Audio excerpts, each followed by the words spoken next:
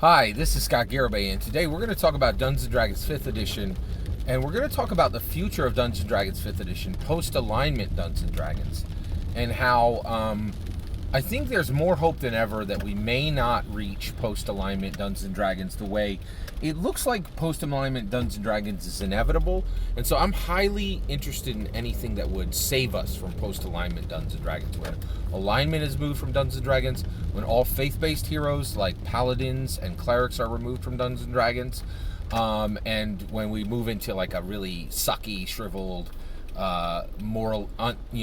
unmoralistic, a moral abandoning Dungeons and Dragons. It's a suck world I do not want to live in. I think there's a ton of evidence that the Dungeons and Dragons, the Dungeons and Dragons 5th Edition design team wants it, right? And they're moving us toward it, right? So what can save us from it? And the thing that I think can save us from it is Hollywood. Hollywood is the only thing. Hollywood is the only group that can save Dungeons and Dragons from Hollywood. Okay, so here's why. Dungeons & Dragons 5th Edition design team does not have its own values or morals when it comes to Dungeons & Dragons 5th Edition.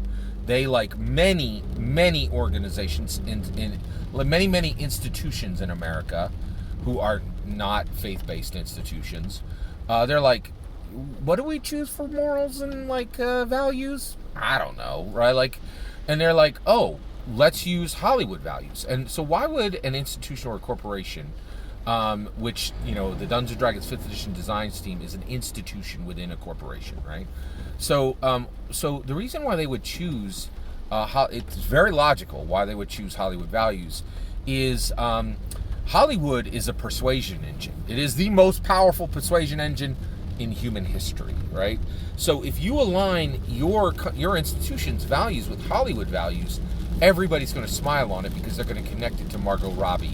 They're going to connect it to Ed Norton. They're going to connect it to Quentin Tarantino. They're going to connect it to Demi Lovato. They're going to connect it to just Hollywood folk, right? Kevin Feige and Gal Gadot, right? Like, you get all that shine on your organization because you have their Hollywood values, right? So that's why D&D 5th Edition does this, right? So but here's the thing. I was quite hopeless for a while until I realized, if you watch carefully, Hollywood shows that it changes its values on a dime, right? And they're incredibly predictable, right? And you could tell what their values are in their stories way before they ever say it out loud, right? Before they start putting it in interviews and things like that. And so I saw this really powerfully recently, and I think this tells us that what is moving us toward post-alignment D&D could quite easily change, because Hollywood is not static on its values, right? So, so let's talk this through.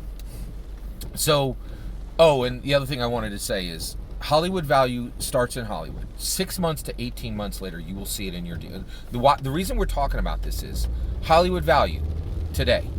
6 months to 18 months from now, it will be in the D&D hardback source book or adventure books. That's it. Period. Like, it's lock solid. And if you were to just walk back and go issue by issue, you will see 100% D&D 5th Edition design team is lockstep with Hollywood values. They're fully signed on to the Hollywood value playbook, right? Okay. All right. So here's where we get hope. All right.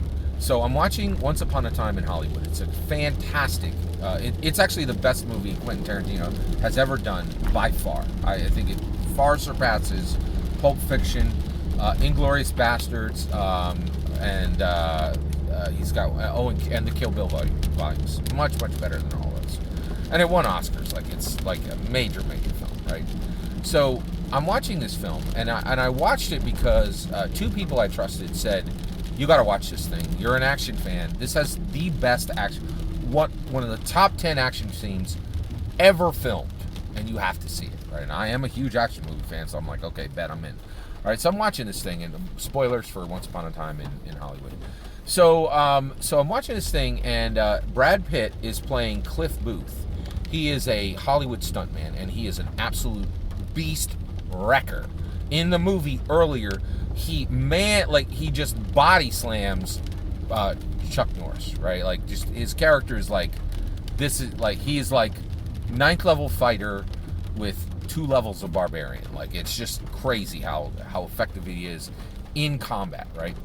So basically, Cliff Booth is fighting essentially Manson's hippies, Manson murder hippies.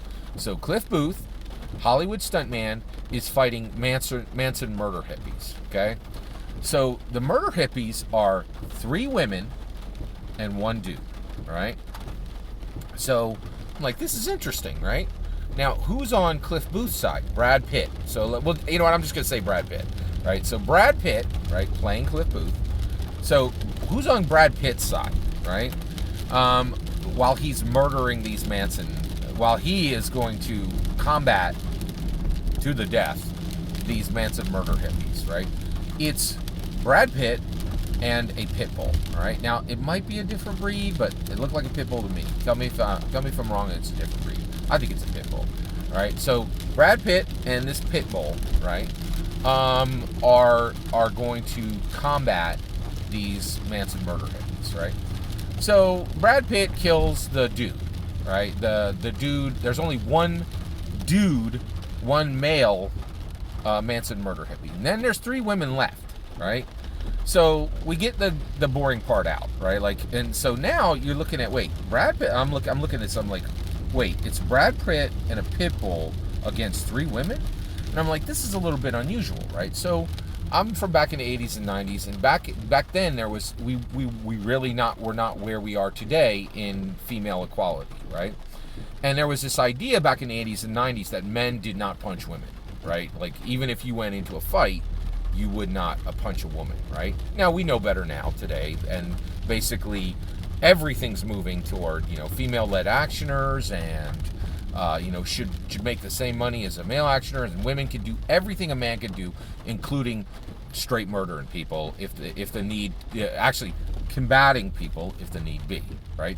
Even murder, like basically there's nothing men do that women can't do just as well, and should get paid and reap all the rewards and benefits, right? And violent movies is no different, right? So I'm like, okay, I'm coming from the 80s and 90s, and I still remember that. So it is a little bit jarring to me to see women punched and kicked, and I'm still getting used to it. I know we've arrived at kind of an equality day, but I'm still just getting used to it, right? So I'm watching this, and Brad Pitt's unleashes his pit bull, and his pit bull viciously attacks this woman, right? And then he redirects the pit bull, and the pit bull, so the pit bull viciously attacks this woman. Then Brad Pitt takes another woman, smashes her face into a phone, then smashes her face into the brick-edged ledge of a fireplace, and then smashes her face into a table, right? And I'm like, right, because I'm still kind of fighting past my old 80s, 90s, like there was a lot of, hey, men don't punch women, right? Now that's all gone today. I understand that, right? But I'm still just right? So I'm looking at this and I'm like, wait a second. Brad Pitt just turned this woman's face into jelly and cracked her skull like an egg, right? And I'm like, yeah, we're here, man. Women are here. Combat is combat. Men and women, equality. You could be the aggressor and you could be the victim, right? We've arrived, right? And then I'm looking at it and I'm like, what's going to happen? And then I said in my mind, what's going to happen to the dog, right? And the moment I asked the question, the dog's in the corner of the room waiting for a command from Brad Pitt. And I said, I know what's going to happen to the dog, right? I knew it before it happened, right? I was like, that dog is not going to get a scratch on it. Nothing. Absolutely nothing will happen to that dog, right? And sure enough, about 30 seconds after I said that in my mind, Brad Pitt went, whistled, went, and that dog ran off into a room and hid and was safe. And I was like, holy cows, right?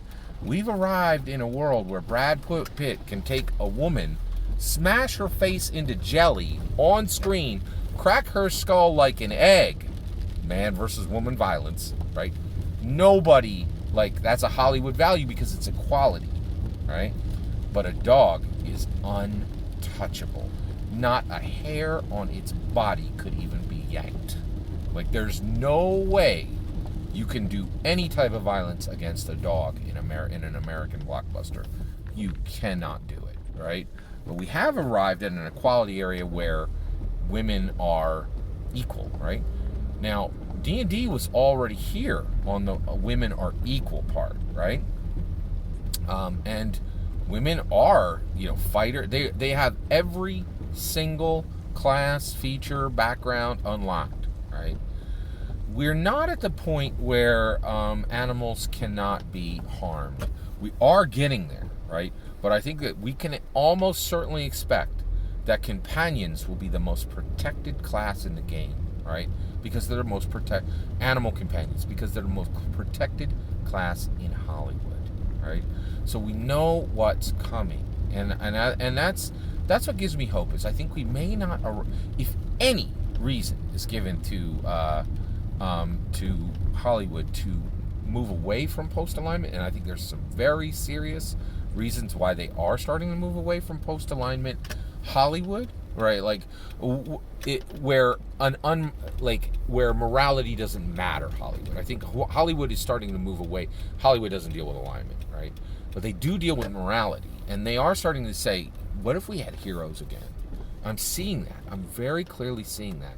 So I think we may arrive at a point where Hollywood returns to moral, lawful good characters, and would help Dungeons & Dragons preserve alignment Dungeons & Dragons. That's my opinion. I'd love to hear your thoughts. Let me know in the comments below. Please consider liking and subscribing, and have a wonderful millennium.